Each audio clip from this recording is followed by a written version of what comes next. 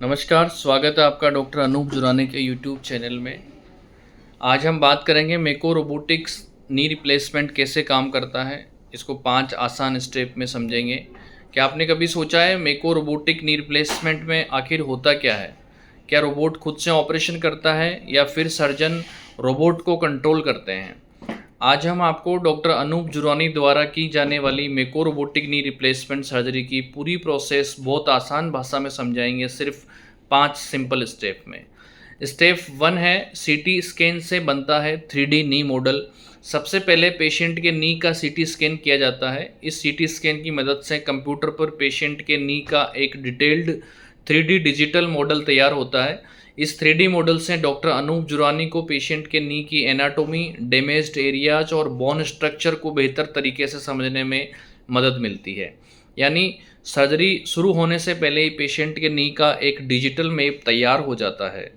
अब बात करते हैं स्टेप 2 में, पेशेंट के हिसाब से डिजिटल प्लानिंग करते हैं। यानी इस 3D मॉडल के आधार पर सर्जरी की पेशेंट स्पेसिफिक प्लानिंग की जाती है। क्योंकि हर पेशेंट का नी अलग हो सकता है, इसलिए प्लानिंग भी हर पेशेंट के हिसाब से की जाती है। इस प्लानिंग में तय किया जाता है कि कहाँ बोन प्रिपरेशन करनी है, कितनी बोन को रिमूव करना है, इम्प्लांट का एप्रोप्रिएट साइज क्या होगा और इम्प्लांट की पोजीशन और अलाइनमेंट कैसी रखनी है। इस तरह डॉक्टर जुरानी सर्जरी शुरू होने से पहले ही पूरी प्रोसीजर को डिजिटली प्लान कर लेते हैं।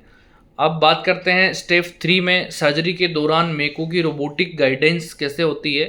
तो अब अपन देखेंगे एक्चुअल सर्जरी, और यहाँ सबसे इम्पोर्टेंट बात है, मेको रोबोट खुद से ऑपरेशन नहीं करता है। पूरी सर्जरी डॉक्टर अनूप जुरानी के कंट्रोल में होती है। मेको सिस्टम सर्जरी के दौरान रियल टाइम इंफॉर्मेशन और रोबोटिक गाइडेंस प्रोवाइड करता है।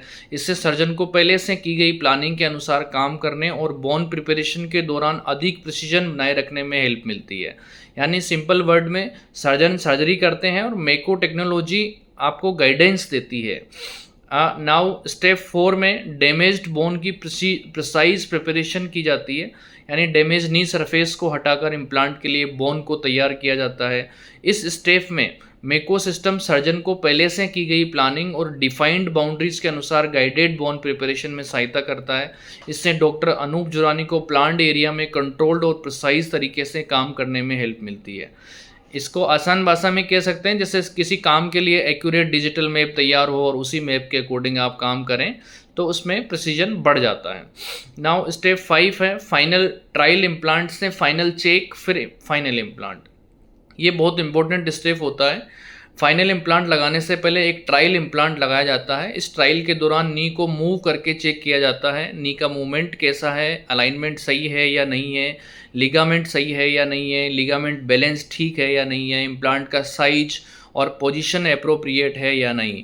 अगर ट्रायल में सभी पैरामीटर सेटिस्फैक्ट्री पाए जाते हैं तभी फाइनल इम्प्लांट लगाया जाता है।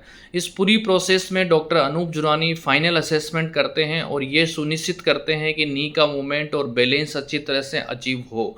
इसके बाद ही फाइनल इम्प्लांट को प्लेस किया जाता है। इस तरह मेको रोबोटिक नी रिप्लेसमेंट की सर्जरी की प्रक्रिया पूरी होती है। आप भी अगर डॉक्टर अनूप जुरानी से संपर्क करना चाहते हैं, रोबोटिक नी रिप्लेसमेंट के बारे में आप सोच रहे हैं, तो आप संपर्क कर सकते हैं फोर्टिस हॉस्पिटल में डॉक्टर अनूप जुरानी से। धन्यवाद।